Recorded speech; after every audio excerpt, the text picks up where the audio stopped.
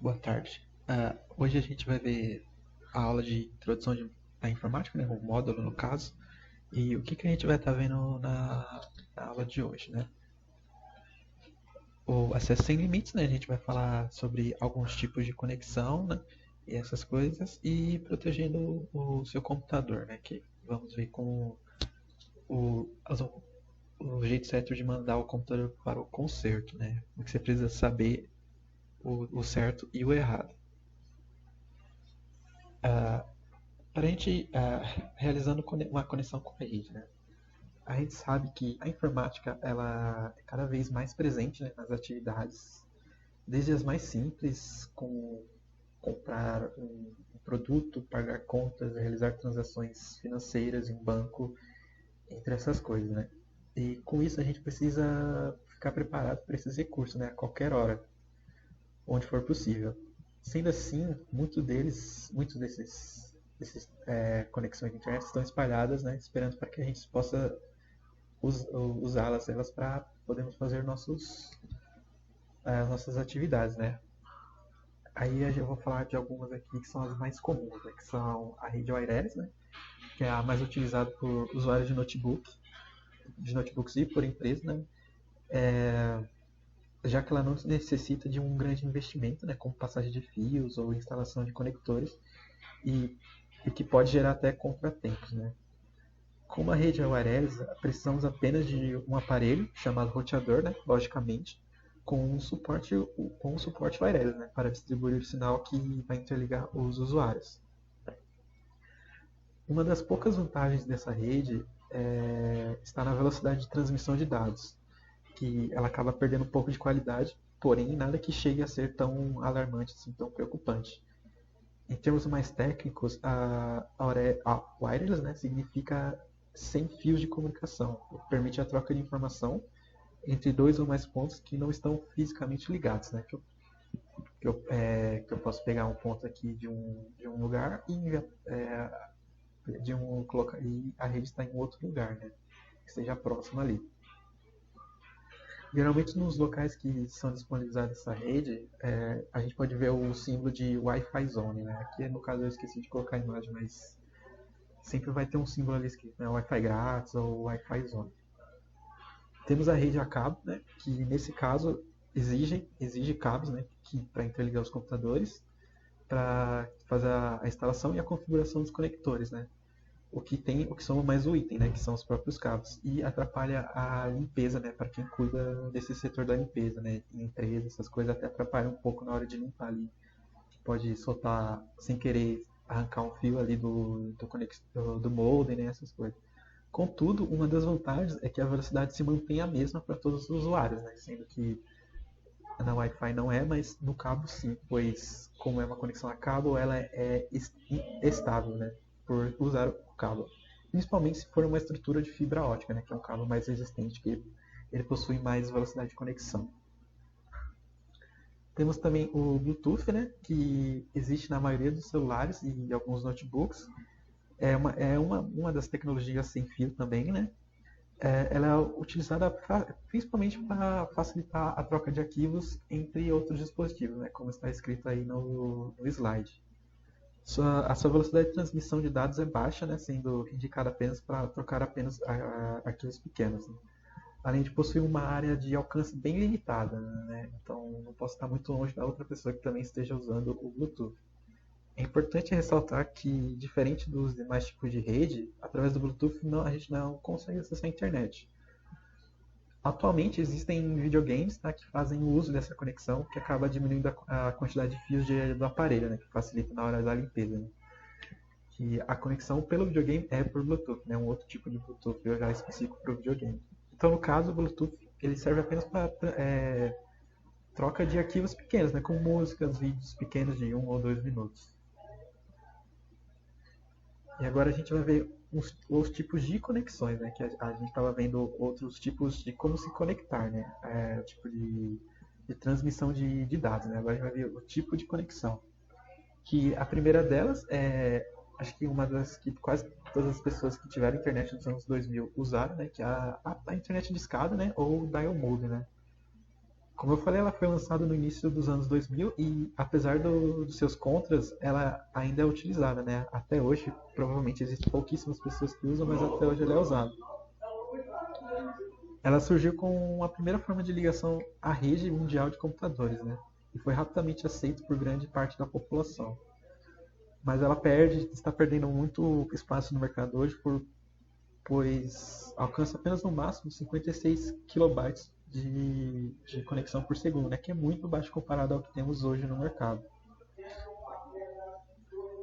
Além disso, o fato de usar a linha telefônica deixa ocupada, né? Impedindo a realização de ligações quando a conexão estiver estabelecida, ou seja, quando estamos usando a internet de escada, não podemos fazer ligação. Podemos receber ligação, mas isso pode não, né? Isso acarreta na perda de conexão com a internet. Temos a conexão XDSL, né? Que seria a promessa de ser uma internet, como está escrito no slide, 5 vezes mais rápida que a escada, né? E que libera a linha telefônica, né? Sendo possível receber ligações, tanto quanto fazer ligações tem a perda da conexão, né? Aí dessa forma surgiu a conexão DXL, né? Considerada uma grande revolução tecnológica. Apesar dela ser transmitida pela linha telefônica, ela não deixa a mesma ocupada, tá? Pois ela utiliza um modem, né? Que acaba com a necessidade de fazer ligações para a operadora. Você apenas paga uma mensalidade, né? Que ela mesma libera o sinal para a sua linha residencial, né? A velocidade era de no mínimo 128 kilobytes, né? Desculpa. Podendo chegar até 24 megas, né? O que era uma velocidade muito incrível quando ela foi lançada.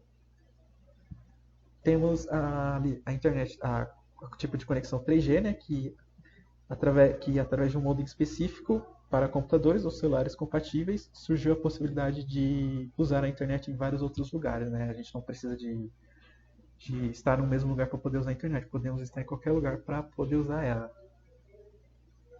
Ela tem uma taxa de transferência de dados de 384 kilobytes, que comparado a outros países ainda é baixa, mas esse quadro, essa velocidade ela vai se alterando com o tempo, né? Para ganharmos mais velocidade, que até hoje em dia já existe o 4G, o 5G, e futuramente mais outros Gs por aí.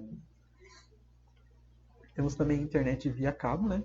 Que hoje a gente encontra vários tipos de propagandas que divulgam esse tipo de serviço, né? De TV a cabo, com programação paga vinculada ao acesso à internet, né? Essa seria a via cabo. A principal vantagem desse sistema é a conexão de velocidade, né? Que é a transmissão de dados que, comparada aos outros meios que eu falei anteriormente, é extremamente rápida. Porém, o ponto negativo é, como se diz no slide, né, o uso de um modem especial para receber o sinal via cabeamento da televisão, né? Que é fornecido pela própria empresa. Então isso é ruim porque deixa o usuário preso aos serviços oferecidos por ela, ou seja, né, para ter a conexão é necessário assinar um plano ao qual nem sempre é acessível. Né? Tem um exemplo de como é feita essa conexão da TV para o receptor e para o transmissor e para o seu aparelho, ou videogame, ou qualquer outro que tenha uma conexão à internet. Temos também, por último, o sinal via rádio, né, que hoje em dia, né, é possível ter essa conexão, esse tipo de conexão. A grande vantagem da conexão é dispensar totalmente o uso de telefone ou um plano que envolva outros serviços. O sinal dela é transmitido por antenas, né, que ficam instaladas em locais estratégicos ali na residência do usuário. São instalados receptores que captam o sinal e utilizam um modem específico garantindo o acesso à internet. A única desvantagem desse tipo de internet é que se entre a antena de transmissão e o receptor houver algum tipo de obstáculo, o sinal pode ser prejudicado, né? Sendo até mesmo as chuvas que podem desestabilizá-la. Né? O principal inimigo dessa conexão é a chuva. E agora, por último, a gente vai falar sobre protegendo o computador. Né? O que é necessário para saber quando a gente leva o computador para o conserto. Vamos ver aqui. No caso assim, né? O mundo da informática ele vem crescendo cada vez mais. Né? Porém, para fazer parte deles, não significa compreender totalmente. Mas como qualquer tipo de máquina, com o tempo, um computador pode apresentar problemas e levar à necessidade de reparos. É nessa hora que a gente tem que ficar atento a alguns itens, né? Nessa área, como em qualquer outra, a gente pode encontrar pessoas mal intencionadas, né, que se aproveitam do fato que possuem algum conhecimento, né, contra a pessoa que não possui nenhum conhecimento sobre o computador, né, e cobram preços muito abusivos por serviços desnecessários ou indevidos. Também é importante destacar que existem profissionais que realizam o trabalho com honestidade, né? Eles cobram o que deve ser cobrado. O primeiro passo é saber quais são as peças que compõem o seu sistema, né? Para você saber quais precisam ser trocadas se aquelas são compatíveis ao seu computador. E você não precisa necessariamente abrir o seu gabinete. Você pode instalar dois tipos de programas que são muito úteis para ver as especificações do computador, né? Que seria o Everest Ultimate Edition, né? Que ele trata-se de um software de diagnóstico completo. Ele exibe as características do hardware, gera e exibe relatórios, além de retornar algumas informações sobre o que está ocorrendo em tempo real no seu computador. E também temos o CPU-Z, né, que em cada aba ele traz campos separados, né, a respeito de diversos detalhes internos dos componentes e o melhor, em tempo real também. Ele é voltado aos usuários que procuram obter informações sobre o funcionamento de cada peça, né, do seu computador e desejam comprovar a correta realização do serviço, né, se está realmente se foi realmente trocado a peça, né, na hora ali que chega depois do conserto e se ela está funcionando certinho. Aí eu vou falar também do orçamento, né? Quando o nosso computador ele não está funcionando corretamente, a gente precisa levar ele para assistência técnica, né? Provavelmente a primeira tarefa do profissional é identificar qual o problema que está ocorrendo e assim que ele encontrar, a gente deve receber um orçamento, né? Com alguns itens, né? Que são quais as peças que apresentaram o problema, o valor da mão de obra, o valor das peças novas, o prazo para realizar o serviço, a garantia e as formas de pagamento, né? Aí a gente vai certinho o seu orçamento para poder fazer essas coisas. Temos também, na hora de levar nosso computador particular, né? Provavelmente armazena em sua memória diversos arquivos que a gente não gosta que as pessoas vejam, né? Que tenham acesso. Entretanto, quando algum problema ocorre e temos que levar nosso computador para assistência, podemos não ter a chance de transmitir nossos dados pessoais para uma outra unidade de armazenamento, né? Um USB ou um HD externo. Dessa forma, é indispensável e muito prudente pedir um termo de confidencialidade, né? Ao qual garante que seus dados pessoais não serão copiados sem seu conhecimento, né? Na hora de fazer assistência técnica, sempre é bom falar isso. A indicação é um caminho, né? Todas as recomendações que apresentamos, que eu falei, né, no caso, podem ser de grande ajuda para a prevenção contra alguns tipos de abuso, porém, se ainda sentir algum tipo de insegurança, procure alguém de confiança que trabalhe na área, né? Alguma recomendação de um amigo ou de algum familiar ali, ou que alguém mora ali perto e saiba uma assistência técnica boa.